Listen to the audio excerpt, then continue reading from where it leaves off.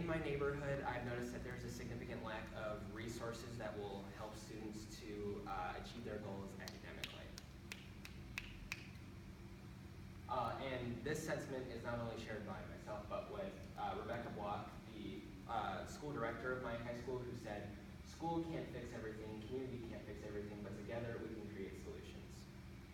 And this sort of idea that the school and the community need to work together in order to create a solution is basically what we're here to talk about today. There's a major problem in communities that communities that have lower income families often don't have as many outside of school resources or opportunities that communities with higher income families have.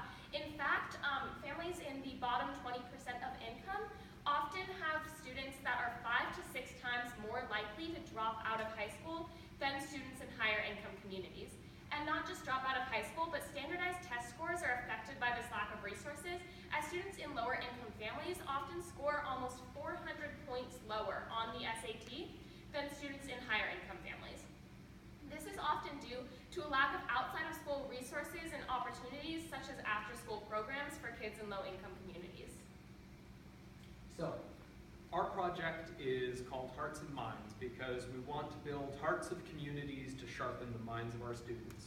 Our vision is that these low-income communities would have a building, a facility, whether it be newly constructed or already pre-existing in the community, that has a plethora of after-school programs, materials for painting or drawing or whatever a student may want to pursue, and the building offers a place where students can go after school and they can express themselves in these programs however they want. We want to set ourselves apart by, instead of having a rigid structure the way the way all schools and most after-school programs have, where you go to one place for a set time and you do this certain thing and then you go home. We want to emphasize students doing what they want to do when they want to do it and having a place to do this. To expand upon our non-school environment approach, we're right now in communication with students in the Cole community, asking them what they would want to pull out of this facility, so we can tailor what materials and such we buy so that they can learn exactly what they want to do, and expand upon their career choice, and also just simply have fun there.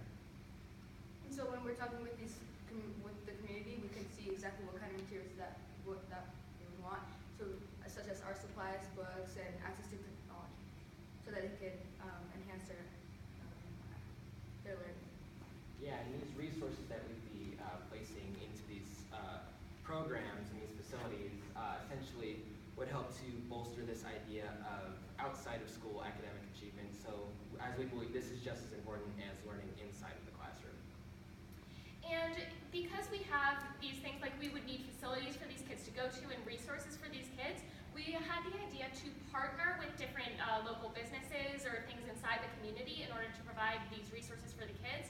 So we were thinking of partnering with a business or a facility like the library, something like that that's going to be closed after school hours, that would either give us the option to just partner with them and use their space or provide a really low cost place for the kids to just have the place to go to these after school programs. And we could also partner with different companies or local companies so that we can get the materials that we need so that the students can be doing what they want. And instead of creating unnecessary expenses by paying, say, teachers or adults, we're gonna use volunteers instead. And there are benefits for us and these teams, because these teams will incur volunteer hours, which are amazing for their resumes, say for college applications or job applications, whatever they want to do and figure out. And also for us, we'll be saving money that we can put towards buying more materials to make this facility even better and more educational and fun. So all in all, we want to create a safe environment for students within our community so that they can not only grow academically but also socially. So we build hearts in our community and enhance the minds of our students. Thank you.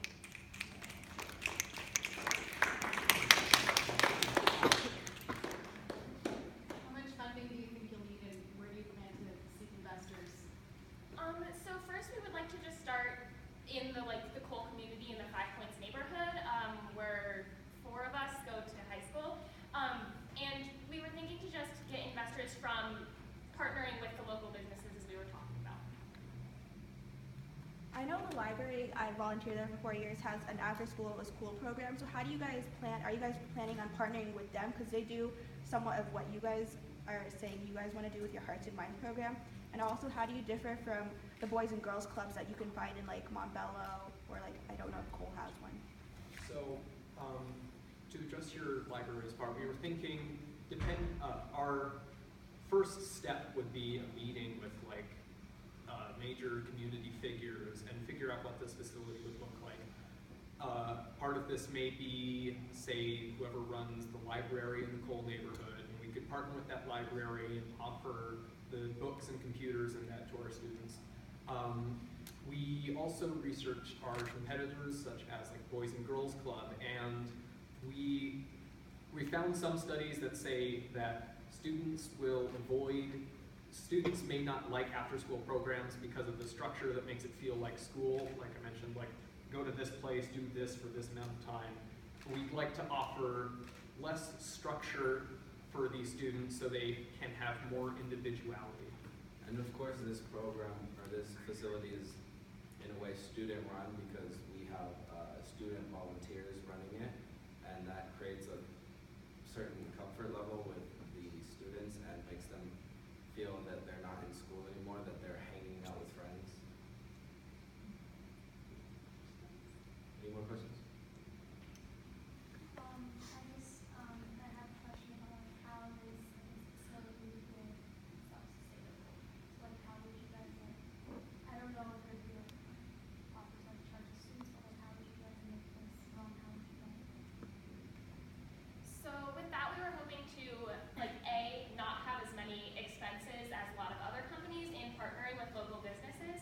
And also, we were considering having sort of, instead of making students pay like a monthly thing or just a lot of money to get this opportunity, just a small thing like maybe $1 to come in or anything like that that could just help fund their education in the building. And of course, just encouraging them to clean up after themselves and such. And I guess hopefully that would be most of that. This is kind of a minor question, but like, I know that there are safety regulations too. What if a kid gets hurt while they're in, since it's like community run, who would be held responsible? The facility would be community run, but all in all, the Hearts and Minds program is a program like any other. There'll be people at the head of it, and so as a nonprofit or a group, that's who would be held responsible for whatever occurs at this facility.